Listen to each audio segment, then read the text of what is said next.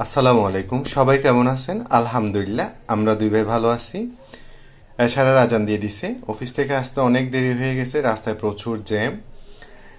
এসে অফিস থেকে বাসায় এসে ফ্রেশ হয়ে নাস্তা করলাম আগে। এখন রাতের খাবার রেডি করব। আজকে শুধু একটা সবজি রান্না করব, মিষ্টি চিংড়ি মাছ দিয়ে মিষ্টি কুমড়া রান্না করব। সেজন্য আমি চিংড়ি মাছ বের করে রাখছি, এখনো বরফ ছাড়েনি।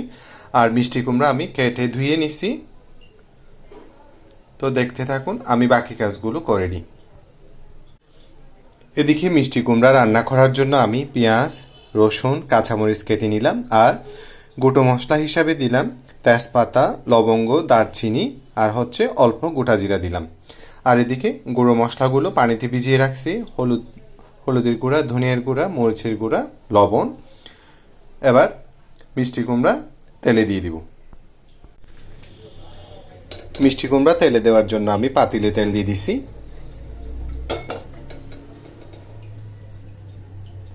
তেল গরম হয়ে আসছে।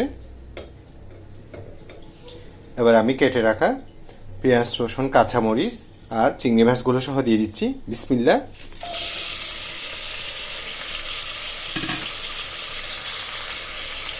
এগুলো আগে ভালোভাবে ভাজা হয়ে যাক।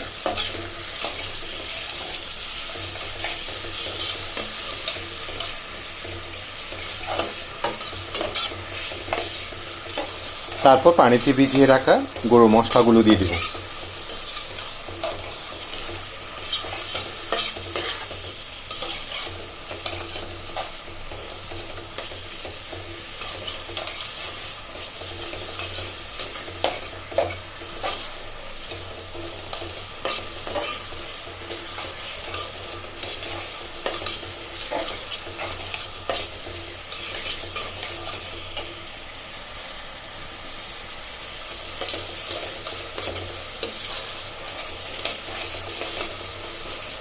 ভাজা হয়ে আসছে।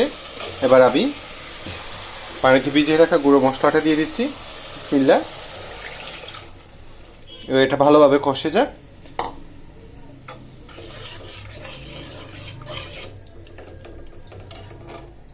তারপর আমি মিষ্টি কুমড়োগুলো দিয়ে দিব।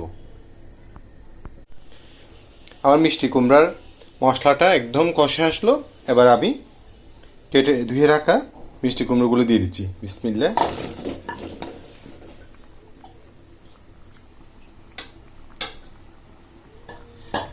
এগুলো ভালোভাবে কষে যায়। তারপর আমি পরিমাণ মতো পানি দিয়ে দিব। মাশাআল্লাহ, আমার মিষ্টি কুমড়ার কালারটা দেখুন। আরও ভালোভাবে কষে যাক। তারপর ধনিয়া পাতা দিব। আমার চিংড়ি মাছ দিয়ে মিষ্টি কুমড়া রান্না একদম রেডি। ধনিয়া পাতা দিয়ে দিলাম। আর একটু পর নামিয়ে নিব। আমার আজকে রান্না একদম রেডি। মাশাআল্লাহ বলবে। এই যে দেখুন, আমার মিষ্টি কুমড়ার কালারটা দেখুন। তো আজকের মতো এতটুকু। সবাই সবার জন্য দোয়া করবেন। আসসালামু আলাইকুম।